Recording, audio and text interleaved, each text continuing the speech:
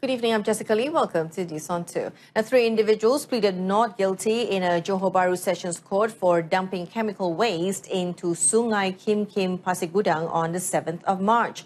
The accused include 2 directors of a processing plant of used tyres, which is Yap Yok Liang, 36, and Wang Jing Chao, 34, as well as lorry driver N. Maridas, 35.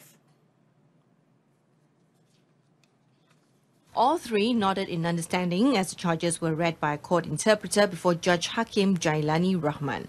Jing Chao was charged with conspiring with Yok Liang and Maridas to dispose the oil waste or oily sludge between midnight to 1 a.m.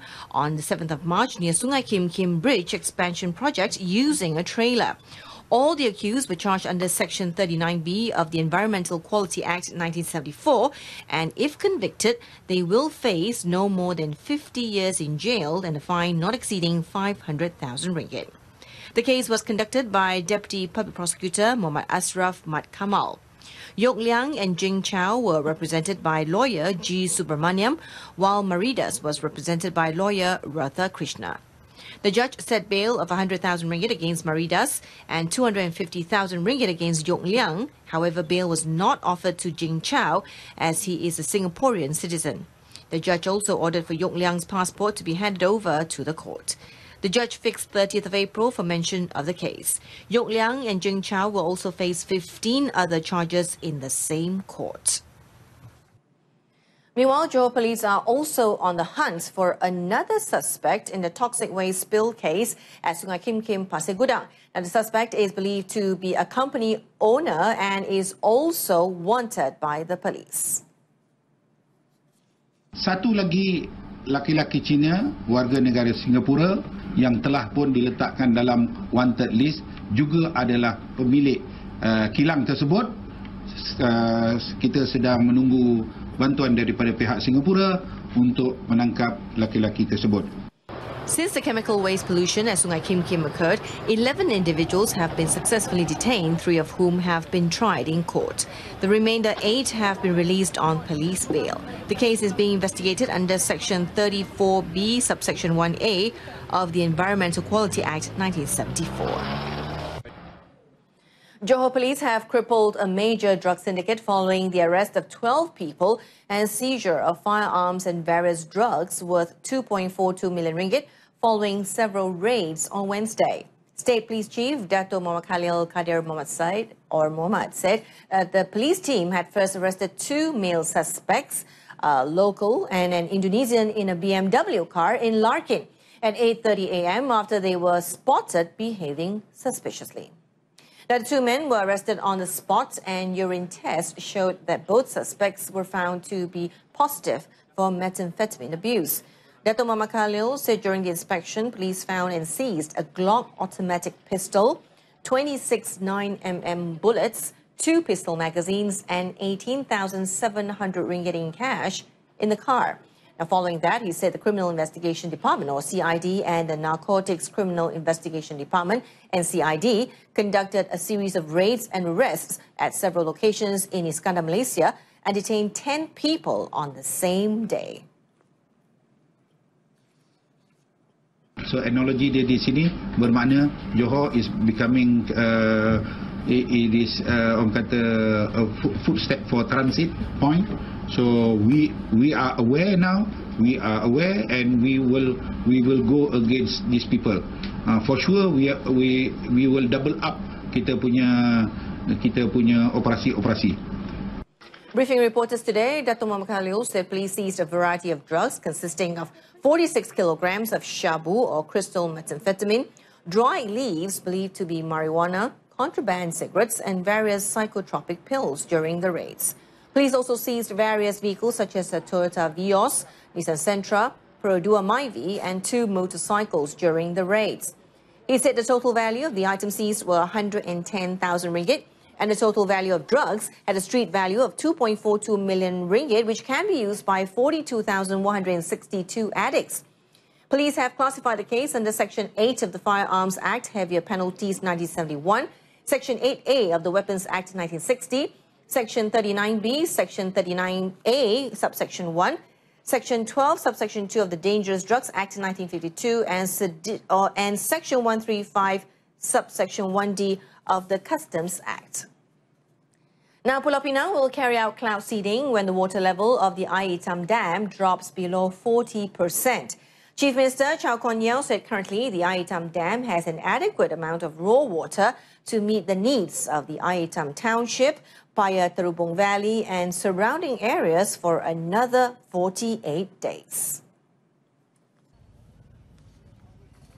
Speaking to reporters after visiting the Air Hitam Dam, Chow said as of Friday, the effective capacity of the dam was 49.1%. But after the rain yesterday, the level increased to 50.1%. Chow said that he would leave it to the Pulau Pinang Water Supply Corporation, or PBAPP, to keep an eye on the situation. So compared to 2017, 2018, what was recorded was so much lower. PBAPP Chief Executive Officer Datuk Jasani Maidinsa said the corporation will inform the state to ask for the cloud seeding from the Meteorological Department should the water level drop below 40%.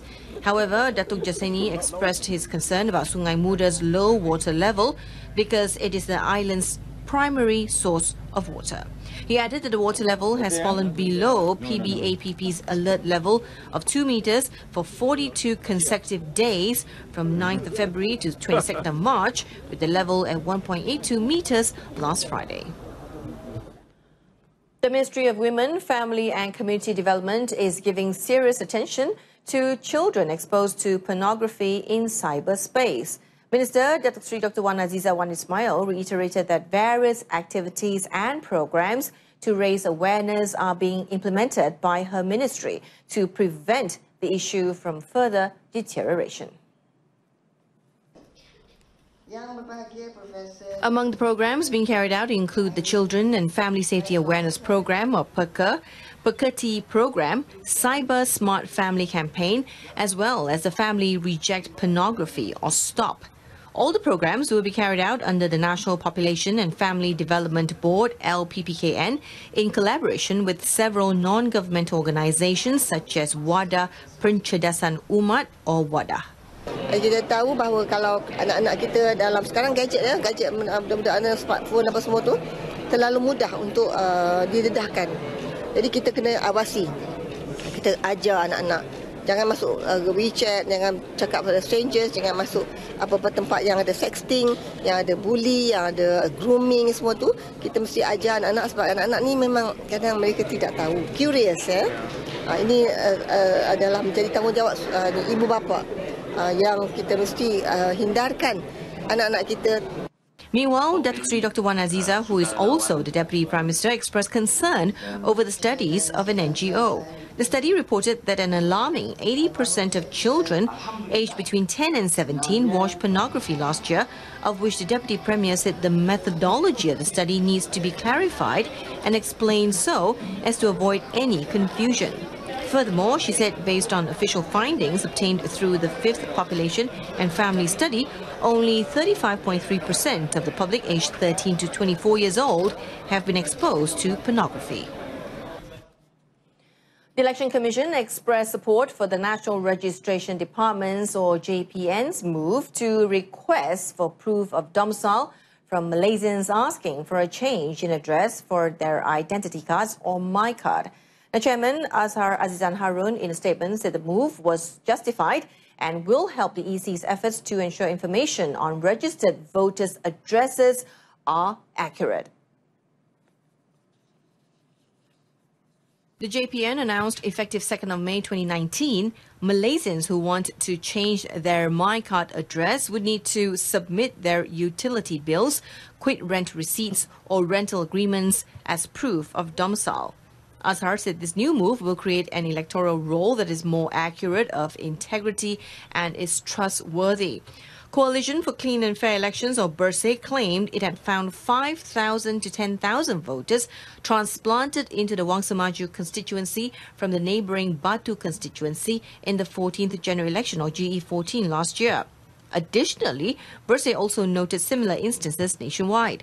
BERSE said such a large number of change of address and registration of new voters in such a short period also raises suspicion of internal collusion involving the JPN, Election Commission staff and party operatives during GE14.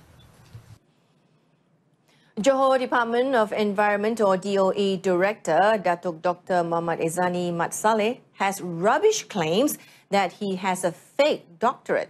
Now, he pointed out that he received a doctorate in Electrical System Engineering from University Malaysia Perlis or UNIMAP in 2015. Datuk Dr. Muhammad Ezani said UNIMAP has also confirmed that his name is on the Education Ministry's list of doctorate recipients. He said this in a press conference where he also showed a letter of confirmation from UNIMAP dated 22nd of March 2019, adding that the letter was signed by its Deputy Vice Chancellor, Academic and International Professor Dr. Rezwan Kamaruddin. He also said that he had lodged a police report on this matter on the 13th of March and would leave it to the police to investigate. Nasihat pada orang ramai supaya memeriksa lebih dahululah bila bab tomahan dan fitnah mengambil kesempatan terhadap isu sengkingkim ni, dia adalah boleh menyebabkan maruah reputasi saya sebagai penjawat awam juga akan terjejaslah. Di mana perkara ni perlu selit lebih dahulu sama ada kita layak tak layak untuk sebagai pemegang PhD ataupun ini satu penipuan ataupun satu kebenaran. Datuk Dr. Muhammad Ezani's academic qualifications were put into question when claims that he had a fake doctorate went viral on social media earlier this month.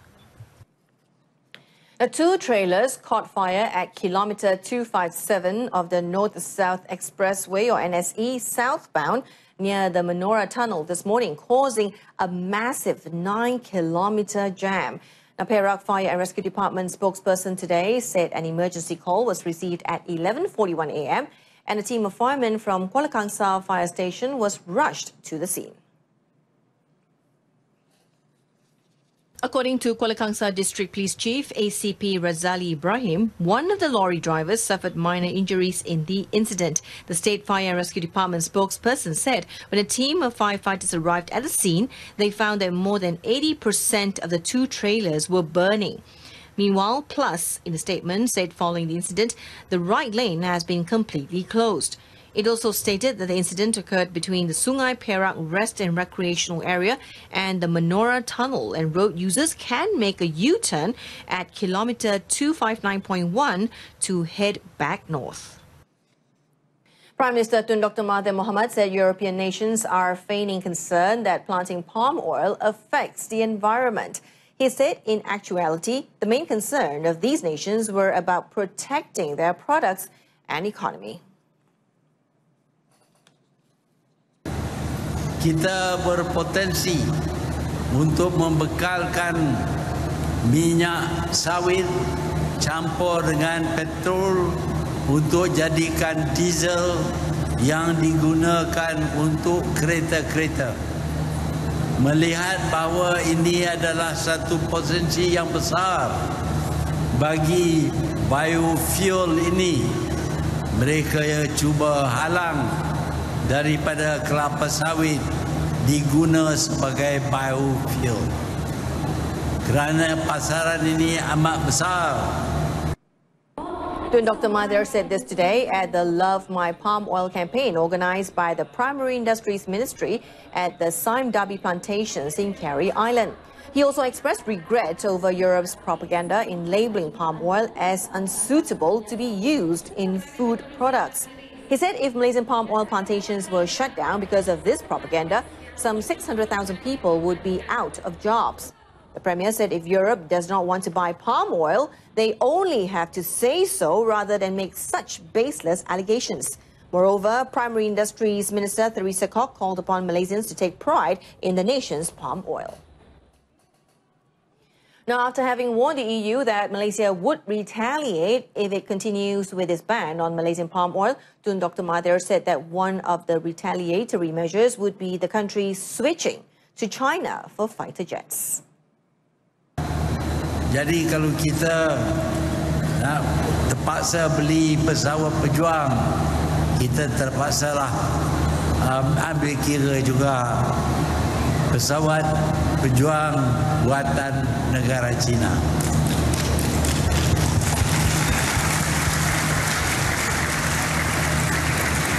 Saya fikir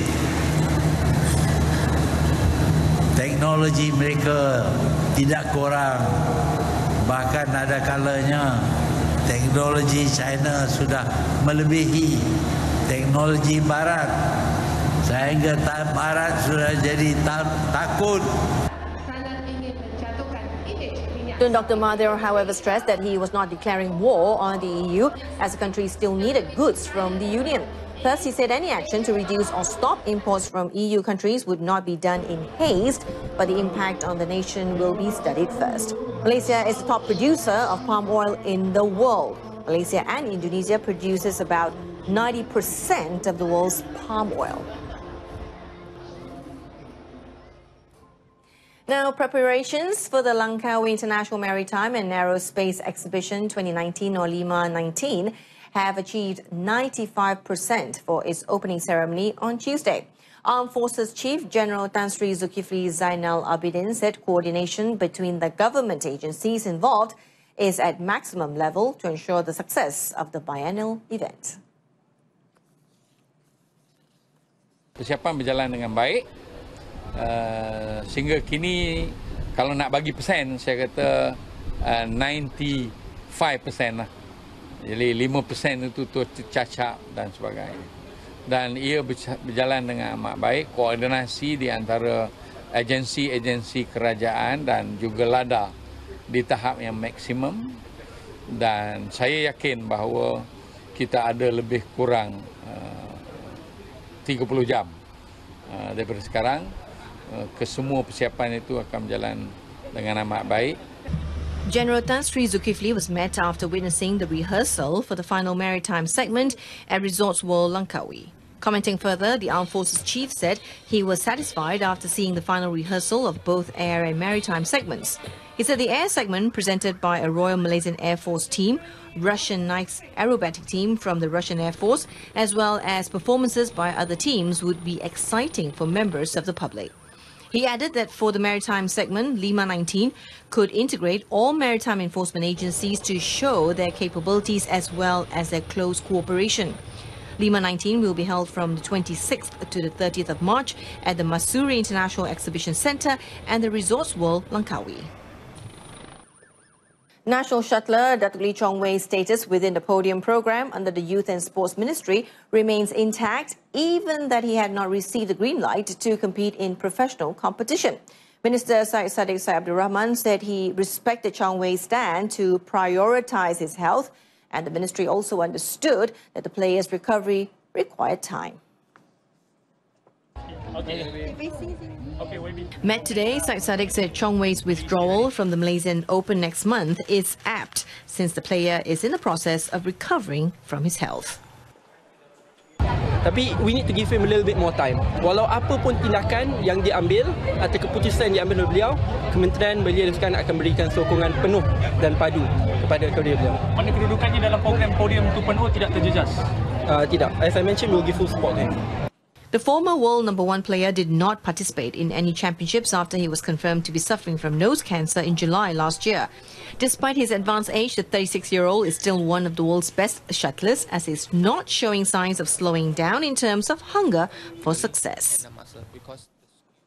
And we move on to football. Singapore were left heartbroken after Oman defeated them in penalty shootouts to lift the inaugural Air Marine Cup 2019 at the Bukit Jalil National Stadium in Kuala Lumpur on Saturday. Now, both sides ended with a 1-1 draw before Oman secured a 5-4 win on spot kicks.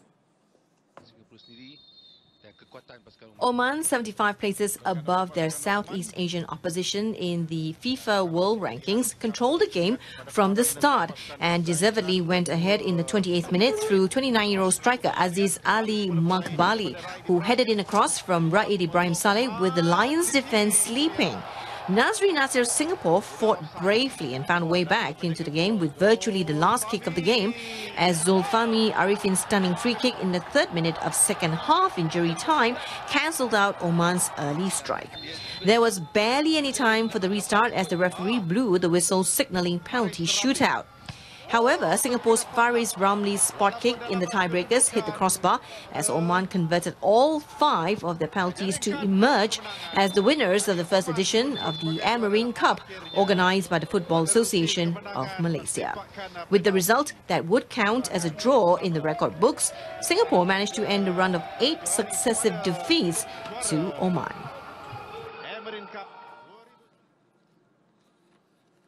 In an earlier game, host Malaysia beat Afghanistan 2-1 to finish third in the inaugural Air Marine Cup 2019. The match started with rain pelting down at the stadium and Afghanistan on the front foot. The Central Asian side was soon rewarded with a goal when Faisal Shayitesh got on the scoresheet with his curling left-footer from outside the box in the 32nd minute. Malaysia then pushed hard to get the equaliser, and just at the stroke of half-time, Muhammad Faiz Muhammad Nasir was successful in getting one back. The Malaysian attacker shifted the ball onto his left and unleashed a shot in the top corner of the goal from 35 yards out. The second half was played with similar intensity. Then, in the 84th minute, the hosts got lucky as Abbasin Lakil dragged the corner into his own goal and handed Malaysia the victory on a plate. Now, with 2-1 win, Harimau Malaya finished the tournament as the third best team. And that concludes this evening's edition of News on 2. In our top story, trio pleaded not guilty to polluting Sungai Kim Kim. Join us again at 12:30 tomorrow afternoon. I'm Jessica Lee. Thank you for watching.